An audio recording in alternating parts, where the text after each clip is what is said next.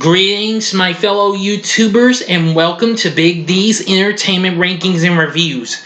My name is Doyle, better known to y'all as the Big D. And this time around, I bring to you another review of the Rocky series.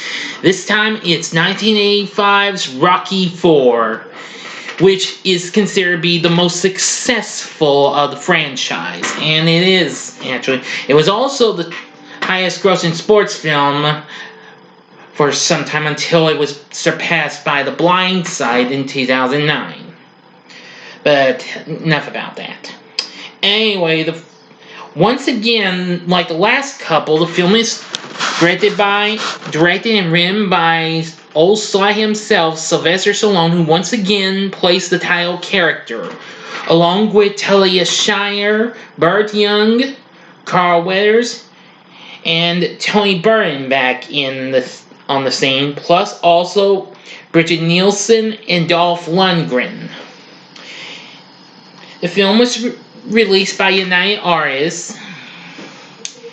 However, unfortunately, unlike the last three movies, this is the first to have a score to be done by someone else, Vince DiCola. However, Bill Corey's Rocky themes are used a little bit, but not a whole lot. So, this film would also mark Carl Weathers' final appearance in the series, actually.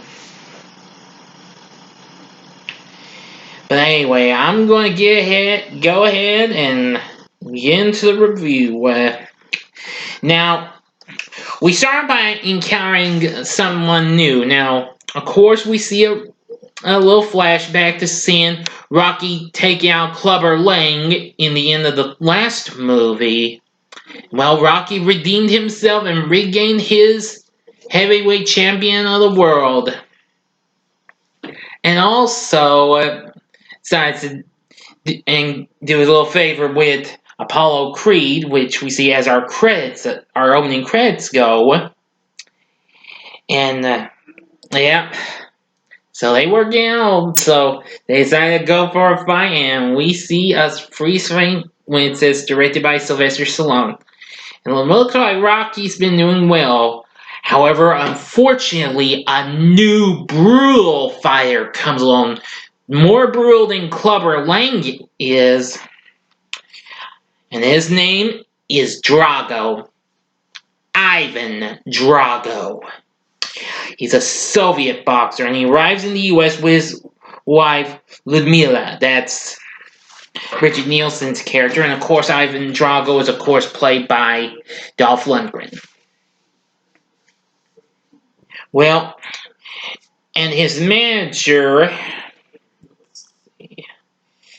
Nikolai Koloff, played by Michael Pataki,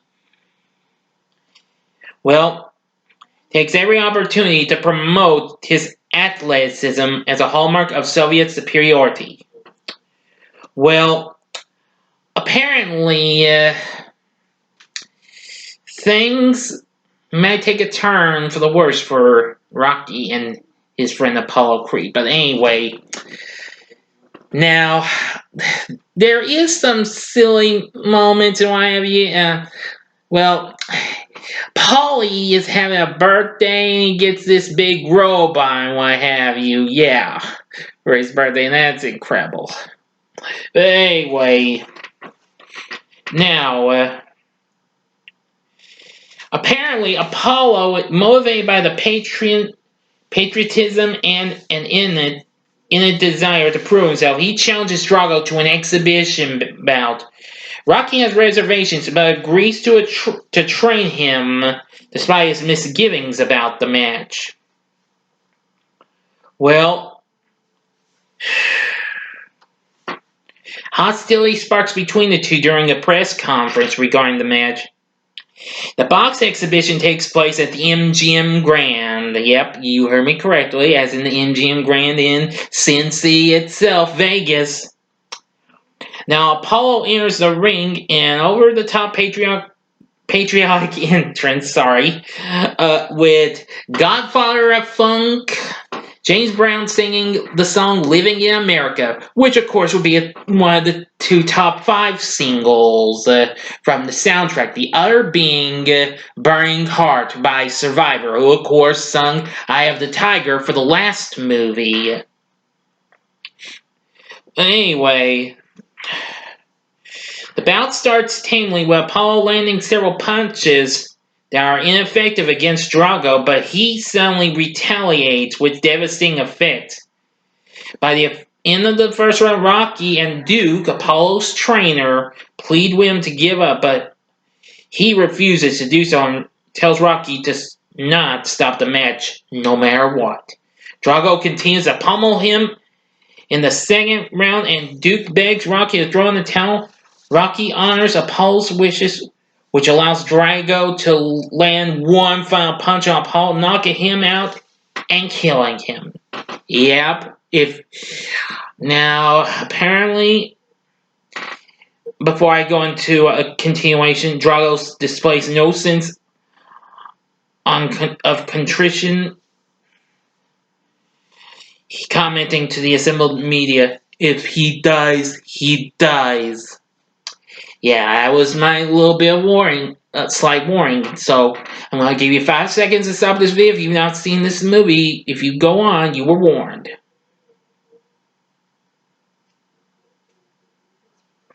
Okay, you were warned.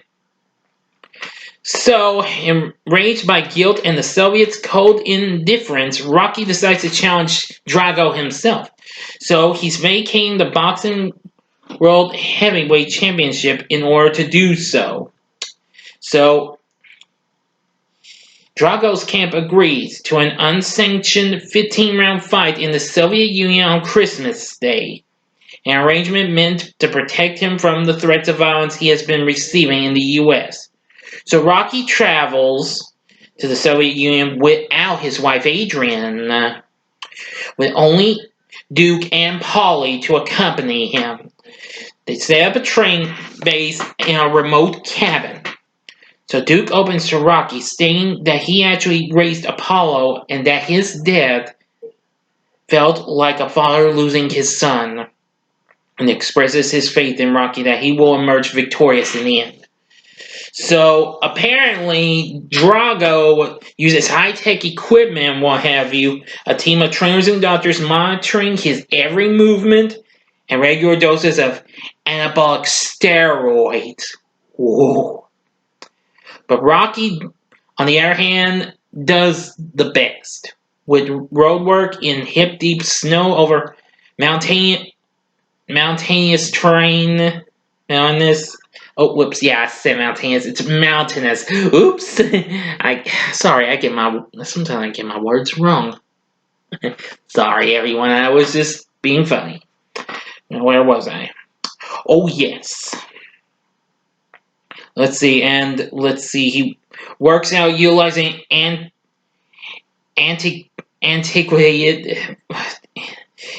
farm equipment. And Adrian arrives unexpectedly to give Rocky her support after her initial disapproval. Yeah. Before the match, Drago was introduced by an elaborate patriotic ceremony with the Soviet General Secretary and the Politburo in attendance. The home crowd is squarely on Drago's side and hostile to Rocky. And in America, his son, Rocky Jr., and some of his friends are watching. Anyway, in contrast to his match with Apollo, Drago immediately goes on the offensive. "I must break you." Well, I think, Rocky doesn't say anything. So he's ready. So Rocky takes a fierce pounding, is thrown and shoved across the ring in the first round, but comes back toward the end of the second round, lands a brutal right hook that cuts Drago's left eye, stunning both him and the crowd. Rocky goes on the offensive, but Duke encourages him by reminding him that he just proved that Drago is a man and not a machine. And he's been made out to be. Drago ironically comments to his trainers that Rocky is not human, he is like a piece of iron. after his trainers reprimand him for his performance against the weak American. So they spend the next 2 rounds trading blows, with Rocky managing to continually hold his ground despite Drago's best effort. But apparently, his determination and resilience rallies in the previously hostile Soviet crowd to his side. After being berated by Koloff, Drago rebels, drawing him from the ring and directly addressing Gorbachev. Yep. Stating he fights for himself rather than Mother Russia. In the final round, with both fighters exhausted, Rocky waits for an opening and unleashes a series of vicious blows to the midsection and the head to defeat Drago by knockout. He really managed to do it. Rocky gives a victory speech acknowledging that the local crowd's disdain of him had turned to mutual respect during the fight. Rocky finally declares, "If I can change the world and you can, everybody can change." Soviet Premier stands up and reluctantly applauds Rocky, and his aides follow suit. Rocky ends his speech by wishing his son, watching the match on TV, a Merry Christmas, and raises his arms in the air in victory as the crowd applauds. Yeah, that's the end.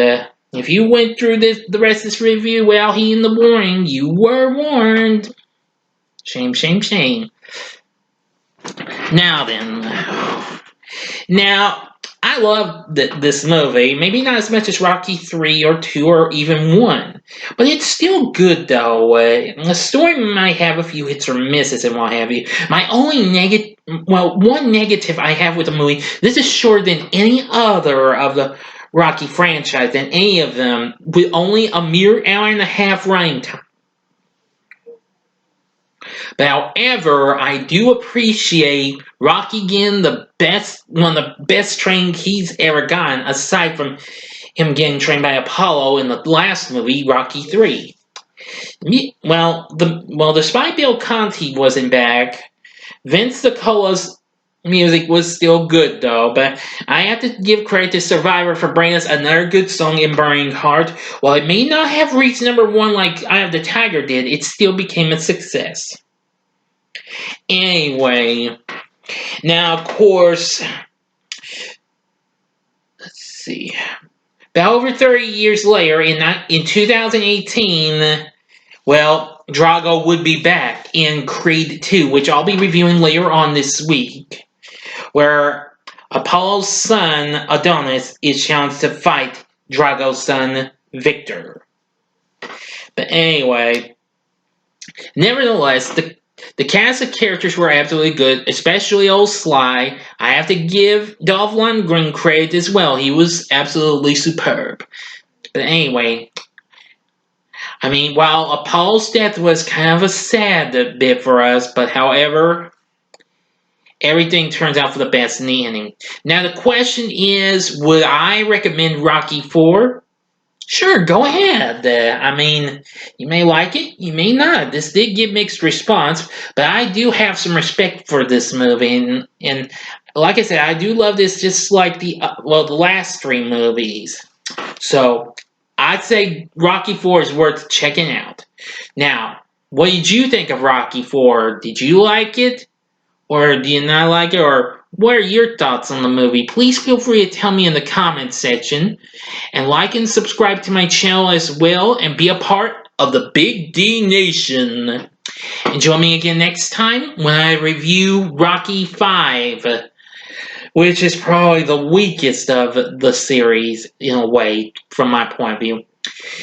But anyway, thank you again for watching my review of Rocky 4. Now, if you liked what you saw, you can check out my reviews of the other 3 Rocky movies. In the upper left-hand corner is my review of the first one from 1976. In the upper right-hand corner is my review of Rocky 2 from 1979. And the bottom left-hand corner is my review of Rocky 3 from 1982, which I did yesterday. So, and in the bottom right-hand corner is the button you can click to subscribe to my channel for more with moi, the Big D. Now, I would appreciate I get more subbers. I'm still trying to reach 200. I hope I can make it before April, maybe. And if so, there may be another Q&A. But if not, don't worry. It can always happen until after. It can always happen until May, because I want to try and do this quarterly or, well, maybe a little over quarterly or something like that. But anyway, thank you again for watching. Until next time, I'm the Big D saying see ya.